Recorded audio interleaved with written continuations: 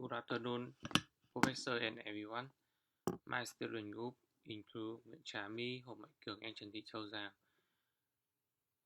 Today we are going to talk about Chapter 3, Schema, Identify, and Context. We have three main content. 1. Schema, 2. Identify, 3. Context. Firstly, I'm going to talk about schema. Schema has three sessions. 1. Semantic schema, 2. Validating schema, and finally a mergent schema. A semantic schema allows for defining the meaning of high-level terms, vocabulary, and terminology. It is in the class, which facilitates listening over a gap using the term. A semantic schema provides classes and properties as form of hierarchy of other classes and properties. This relationship is between child and parent. In this finger, food festival, open market, or food truck are classes. The city, birth, writer, name are property. In this finger, event festival or food festival are classes. We saw that food festival, ring festival, and music festival are subclass of festival, and food festival, ring festival, music festival are child, and festival e-parent is similar as festival is subclass of event. With property, city and venue are subproperty of location. In this finger, this venue, this city is a subproperty of location. In this slide, I have a table definition for subclass, subproperty, domain, and range, and a finger example schema, a standard for defining a semantic schema for IDF graph is a IDF schema. IDF as standard, which allow for defining subclass, subproperty, domain, and range among the class of property used in an IDF class, where such definition can be serialized as a class. In this table, we have future definition, condition, example of subclass, subproperty, domain, and range. With subclass, C is subclass of T, X and C have property is type, implies that X and D also have property is type. With subproperty, P is subproperty of Q, X and Y have property is P, implies that X and Y have property is Q. It is similar that with domain and range. For example, with subproperty, we have venue is subproperty of location. In previous finger, we have two class EID on file and Santa Lucia have a property E venue. Based on condition, based on the condition in the table, we have EID on file and Santa Lucia classes also have property E location.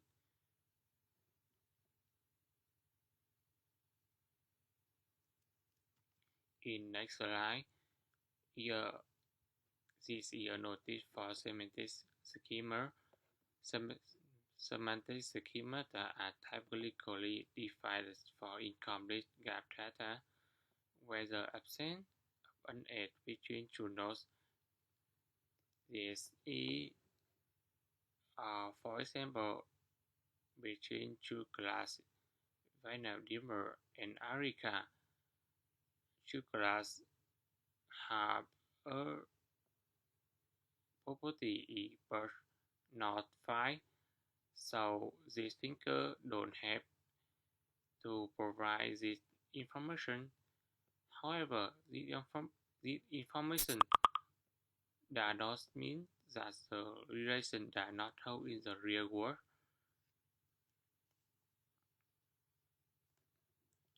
In next E validating schema, open work assumption OVKA is the most appropriate choice for default semantic when gaps are used to represent drivers. Incomplete data in large scale, but in some scenarios, we may wish to guarantee that all data graphs are specific, but there are in some scenes complete. This reason that we view by validating schema. Besides, while semantic schemata allow for inferring new graph data, validating schemata allow for validating a given data graph with respect to some constraints. Constraints are very important with validating schema. Then, a standard way to define a validating schema for graph is using snap. A step target a set of nodes in a data graph in specific constraint on some nodes. The step target can be defined in many ways, such as targeting or in instance of a class, the domain of range of a property, the result of a query, nodes connected to the target, and another step by a given property. Another factor is constraint. Constraints can then be defined on the target nodes, such as to restrict the number of times a value taken on given property. The step that stock values must satisfy, and then a step gap is from a set of interrelated steps. Step graphs can be depicted as UML-like class diagram. This is diagram UMLs with for slave, place, city, venue, and events. And slave have many properties, for example, name, stars, and time. X property have a data type and a relationship. For example, name have data type is string and relationship is one star, and stars have data type is daytime and relationship is 1. It is similar with other property indoor population long time is it is this relationship a property that means one star that means one too many, 1 that means 1 to 1, and 0 1 that means 0 to 1 relationships. So between two steps have many property or many relationships with even step or venue step have property is venue and relationship is one star. Between venue and city have property is city and a relationship is 0 1. As especially place step have two property are flight and birth, and two relationship are 0 star This between even and this between even and venue step. Uh, this relationship that mean even must relates to at least one node with the property venue that conform to the venue step. It is similar with uh, other property and other relationship between uh, two steps. And next is then when the correct link step, the data model may not know in advance the entire step set of properties that some node can have now and in the future. An open set allows for nodes to have additional property not specified by the step, while the code to save the nodes. Practical language for step often support additional Boolean filter such as conjunction and disjunction or a negation not or step. For example, we may say that or that venue, a venue should conform to the step venue and not city. Make explicit that venue in the data graph should be directly given as city. We define some convention for validating schema. This is the definition for step. This definition for step schema. A set schema is defined as a signal equal phi at lambda, where phi is a set of steps and is a set of step label, and lambda is a total function from label to step. This is definition for step math, and this is definition for step evaluation.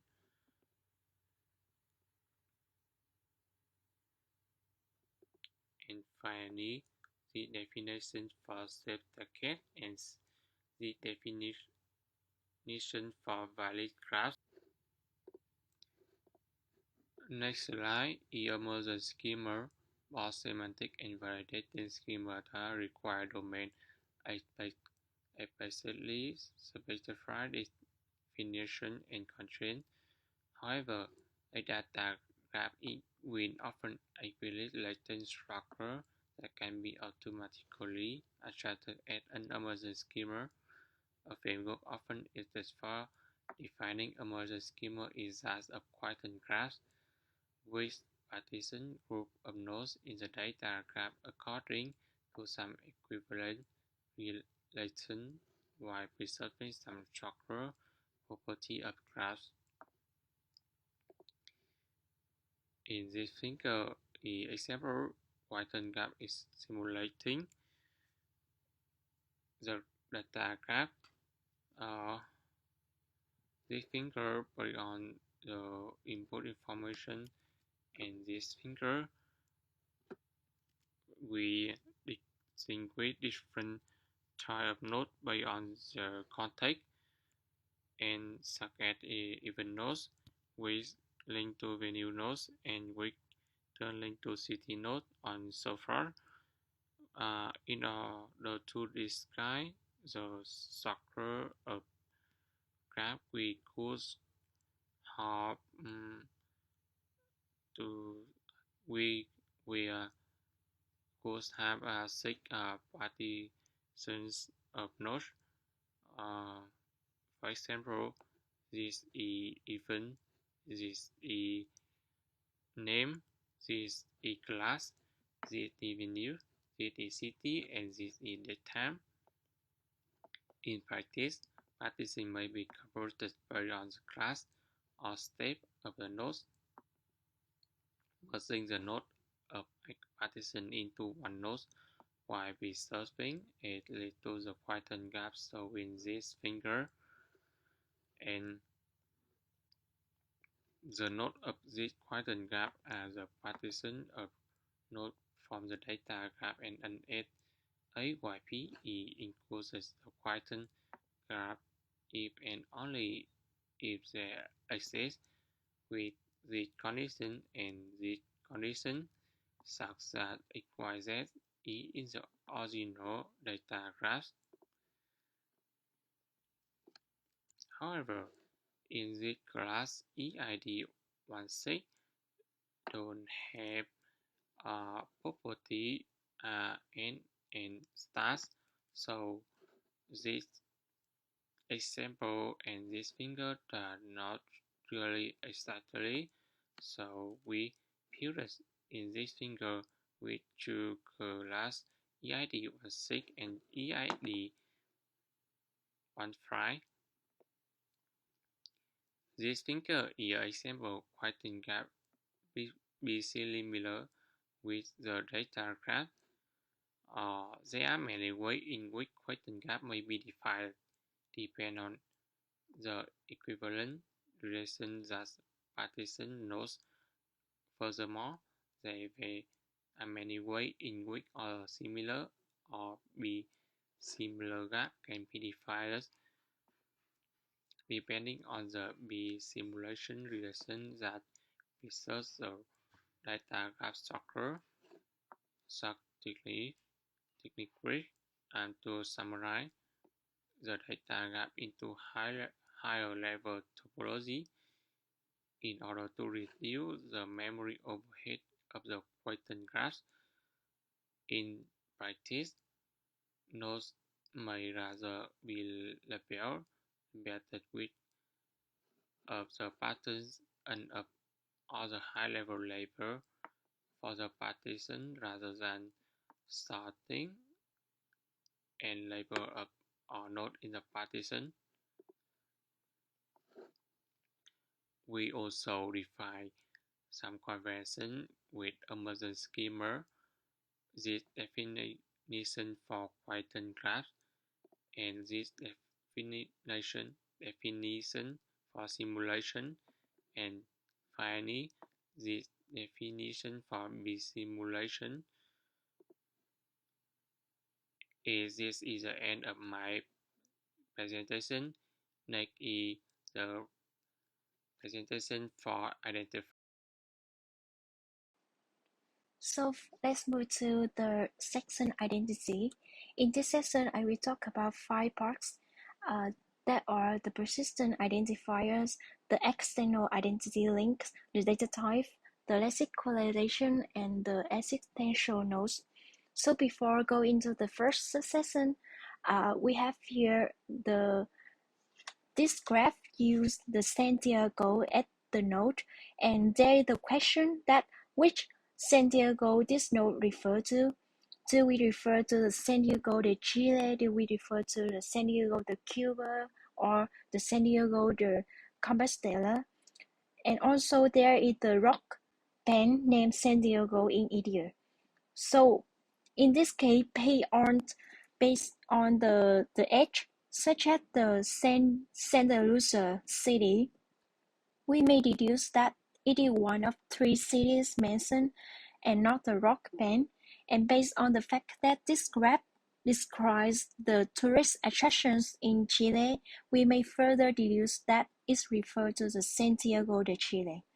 So without further details, the disambiguating nodes of this form may rely to the heuristic prone to error in more difficult cases, and to have avoid such ambiguity. First, we may use the globally unique identifier to avoid the naming clashes when the knowledge graph is extended with the external data.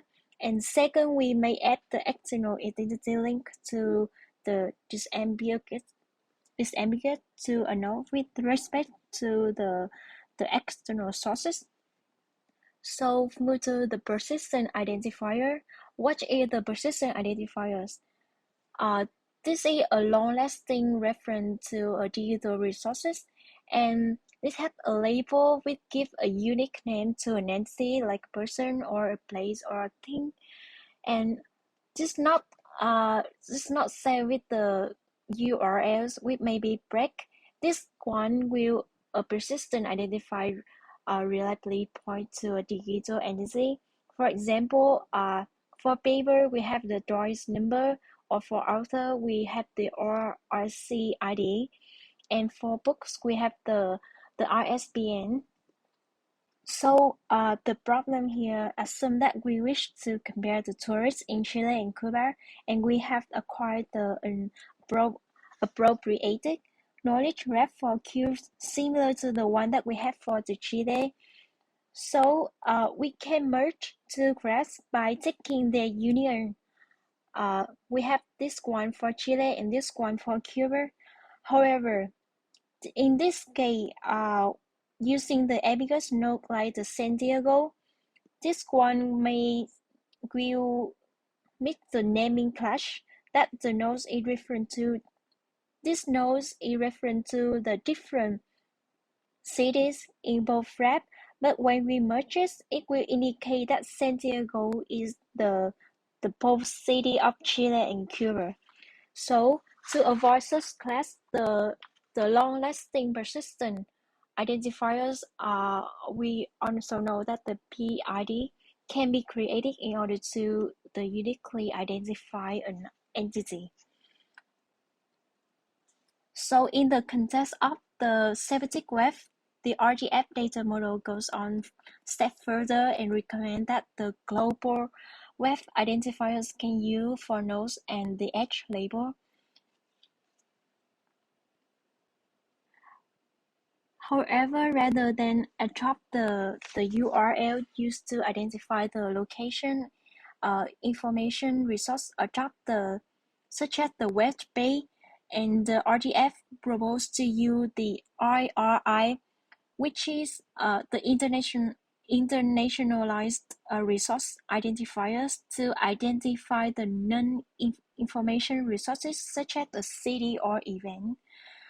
For example, in the RDF represent of the Wikipedia, these URLs refer to the web page that can be loaded in a browser and providing the human readable metadata about the Santiago. And this IRI refer to the city itself. So the distinguishing the identifier for the web page and the city itself will avoid the naming clash. For example, if we use the URL to identify both web page and the city, we may end up with the edge, with each edge in our graph, and such an edge leaving an ambiguous word the parallel. This one, the file in the folder of the web page or the city. But when we using the IRI for identity distinct from the URL for the web page that describe them, they will avoid such ambiguous cases where the Wikidata thus rather defines the previous age using the less ambiguous identifier. This one, and using the IRI for the city, person, or the folder of distinct from the web page describes them, and the Wikidata identifier use the prefix for the entity and use this prefix for the relation. So move to the external identity links. So some that the tourist port of to define the Chile that namespace with the IRI such as this link on the web server that they control and allowing nodes such as this node like a shortcut for the IRI for this ARI to be looked on over the web. While using such a naming schema have to avoid naming clashes, the use of IRI do not necessary and to have the ground the identity of the resources. For example, an external geographic knowledge graph may assign the same city the IRIs in their own namespace, and where there's no direct way of knowing that the two identifiers refer to the same city in there, and the way of knowing that two If we merge these two knowledge graphs, we will end up with two distinct nodes for the same city, and thus it's not the integrated their data. So there are the number to solve this problem. The first one is to associate the entity with the uniquely identifying information in the graph, such as its geo coordinate with or its postal code or the year it was founded. Each actionable piece of information remove the ambiguous regarding to the city being referred to, providing more option for matching the city which is analogous with the external sources. And the second one, we will use the identity link to state that a local entity has the same identity as another corporate entity founded in the external sources. And an instantiation for this concept can be found in the OWL standard, which define this one that related to the corporate entity. And using this property, we could state this edge that in our RDF graph, thus establishing an identity link between the corresponding nodes in both graphs rather than specifying the pairwise identity link between all knowledge graph. And it will be suffice to if two knowledge graph provide the corresponding identity link to the same external knowledge graph, such as DBpedia or Wikipedia. And for example, if the local knowledge graph provides an identity link to the Wikipedia, this one, while the remote knowledge graph had this identity link, and then based on the OWL, we will infer that this node is the same as with this node. This will allow us to combine the data for both nodes, and such semantic word will be discussed later.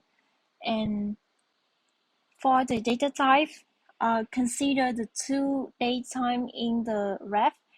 That how should we assign these nodes, persistent or global identifiers? Intuitively, it not good make much sense, for example, to assign the RRI to Xenos since the synthetic form directly show that they refer to the specific days and time in the March 2020. This synthetic form is further recognizable by machine, meaning that which with the appropriate software, we could order such values in the ascending or the descending order and extract the year. And most practical data model for graph allow to define the nodes that are data type value. And the RGF will use the XML schema data type, among other, where the data type will give a pair of L and D, where L is a lexical string and the D is the an IRI denoting the data type. And with this, we will have the nodes will be denoted as this one, and data type nodes in the RDF are called the literal, and they are not allowed to have the algo in edges. And other data types commonly used in the RDF data include the string, the integer, the decimal, or the boolean. Then if the data type is omitted, the values are simply type string. An application built on the top of the RDF can then recognize the data type and pass them into the data type object and apply the equality checks, normalization, ordering, and transformation according to their standard definition. And about the the lexicalization. Global identifiers for entity will sometimes have some human interpretable form, such as Chile San Diego, but the identifier strings themselves do not carry any formal semantic significance. In other cases, the identifiers you may not the human interpretable by design. For example, this one in Wikipedia, and where such a schema had the advantage of providing better persistence and of not being the bias to the particular human language. So as a real-world example, the wiki data identified for Eswatini, the Eswatini, this one, were not affected when the country changed its name from the Swaziland, and is not necessarily choosing between the languages for creating the IRI, such as the English or Swazi or Spanish, for example, and since the identifier can be arbitrary. This one is common to HS that provide the human interpretable label for nodes, such as this label indicate how people may refer to the subject nodes linguistically. And linguistic information of this form plays an important role in grounding the knowledge, so that user can more clearly identify which the real-world identity particular nodes in knowledge graph actually reference, and it further benefits cross referencing entity label with the text cooperative file, and the label can be complemented with the alias like this one for the alias or this one for the comments. The nodes such as the San Diego denote the string literal rather than an identifier. So depending on the specific graph model, such as the literal nodes may also be defined at the pair of X and L, where X denotes the string and L denotes the language code. Where, for example, we may state the Chile City label with this one or this one, indicating label for nodes in different languages.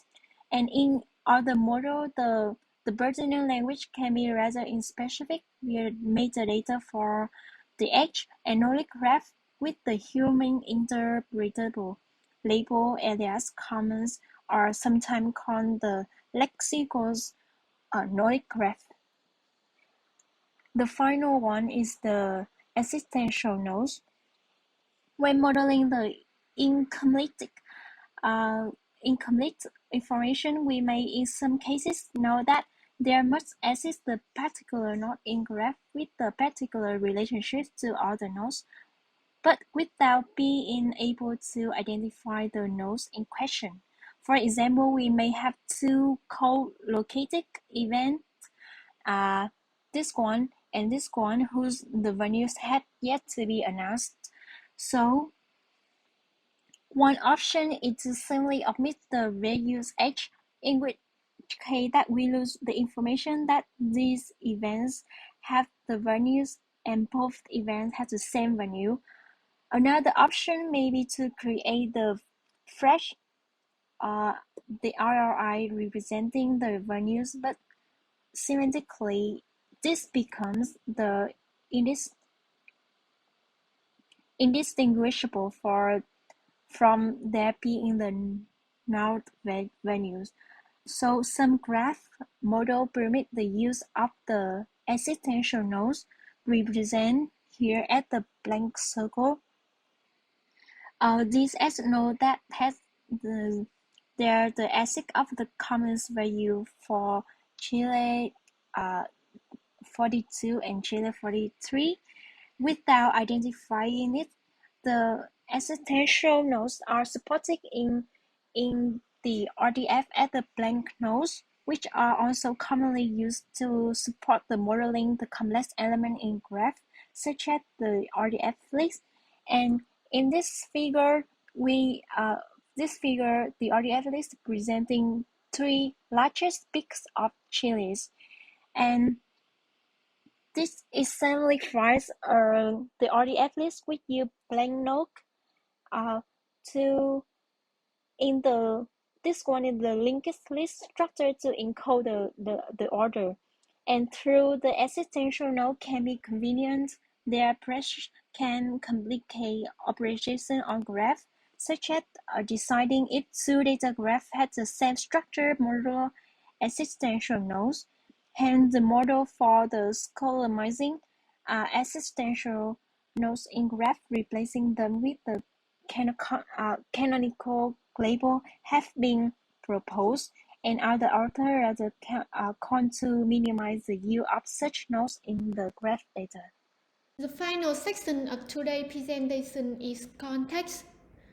Many facts present in the data graph of figure 2.1 can be considered true with respect to a certain context, and with the respect to temporal context. Santiago has existed as a city since 1541, and the flight from Arica to Santiago began in 1956. And with the respect to geographic context, the graph describes events in Chile. And with the respect to provenance, data relating to event EID 15 were taken from and are thus said to be true with respect to the NAM webpage on the January the 4th, 2020, and other form of context may also be used. And we also may combine context such as to indicate that Arica is a Chile city and since 1883. Now we will discuss various representations by which context can be made explicit at different levels. The first is the direct representation. First way to represent context is consider context as data no different from other data. For example, as you can see in this slide, the date of the event EID 15 can be seen as representing a form of temporal context and indicating the temporal scope within which X such as EID 15 Venue Santa Lucia are here true. And other option is change the relationship represented as an X such as Santiago fly Arica into a node, as you can see in figure 2.3.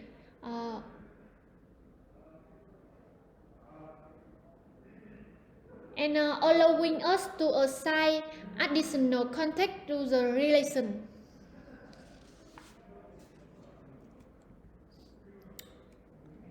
And in the previous slide, we consider the context is represented in an ad hoc manner.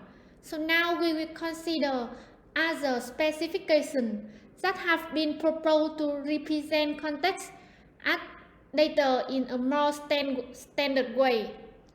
The first example, as you can see in this slide, is the time ontology, in which the specific how temporal entity, interval and time instant, and the relationship between them such as before, mid, overlap, during, and so on, and can be described in RDF graph in an interproportion manner.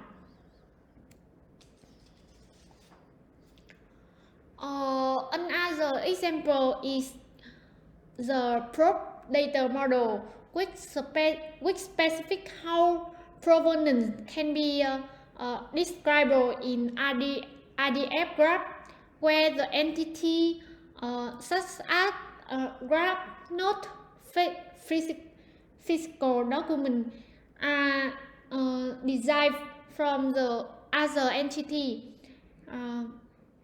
and are rendered or used by activity and are attribute to agent such as people, software, and so on.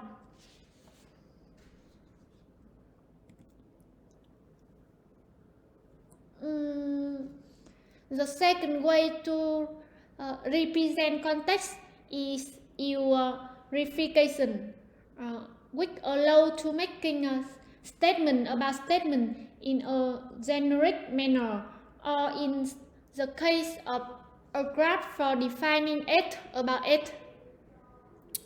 As you can see in the figure 3.8, present three forms of verification that can be used for modeling temporal context on the edge within a direct edge label graph, and they use E to denote an arbitrary identifier representing the edge itself to which the context can be also associated. And the figure 3.8a define a new node E to represent the edge and connect into the source node via subject and the target node via object, and the edge label via predicate of the edge. And in the contrast, NRE relation connect the source node of the edge directly to the edge node E with the label of the edge, and the target node of the edge is then connect to E. The final is singleton properties use E as an edge label connecting to a node indicating the original edge label.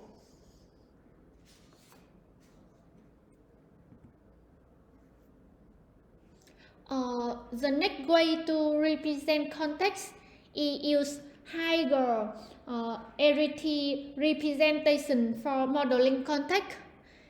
And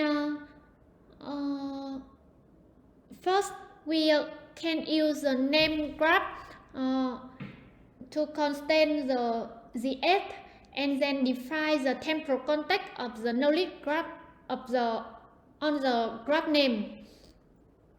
And the second, we can use the property graph where the temporal context is defined as a property on the edge, and the third, we can use RDF as an extension of RDF that allow edge to be defined as node. And the most flexible is the name graph representation, where we can assign context to multiple edges at once by placing them in one name graph. And the less flexible option is RDF, which in the absence of edge, an edge ID, and doesn't permit different group of contextual value to be assigned to an edge. So the question is, if there are only seasonal summer flights from Santiago to Arica, so how can we find other routes from Santiago to to win the event taking place in Arica.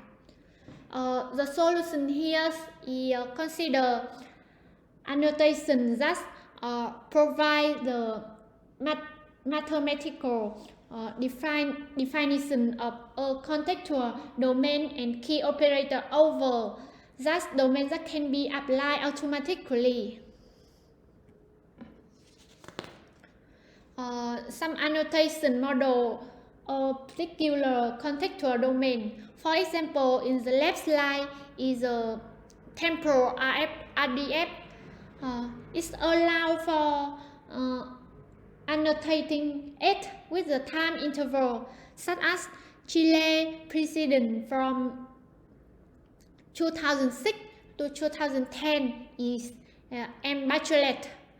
And the fuzzy RDF allow for annotating it with a degree of trust, such as Santiago climate, 0.8 semi-arid, indicating that it is more or less true, with the degree of 0.8 that Santiago has a semi-arid climate.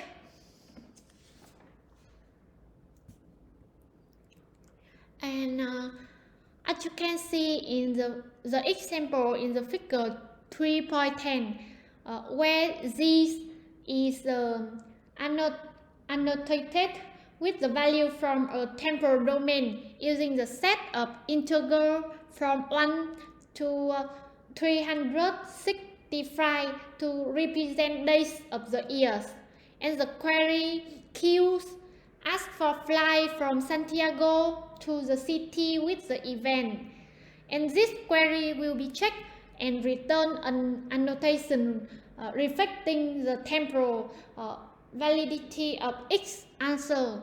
So firstly, we will combine the annotation of flight and city age and use the MIT operator to compute the annotation from which both age hold. For example, with the age Arica and the event is EID 16, we can now find the possible time is from 123 to 125, and with the age Arica and the event EID 17, we can find the time is from 276 to 279, and we cannot find the valid value with the age Punta Arenas and the event is EID 18. So next we will combine the two annotations from Arica using the join operator, and the results as can be seen in here. That's all of our presentation. Thank you for listening.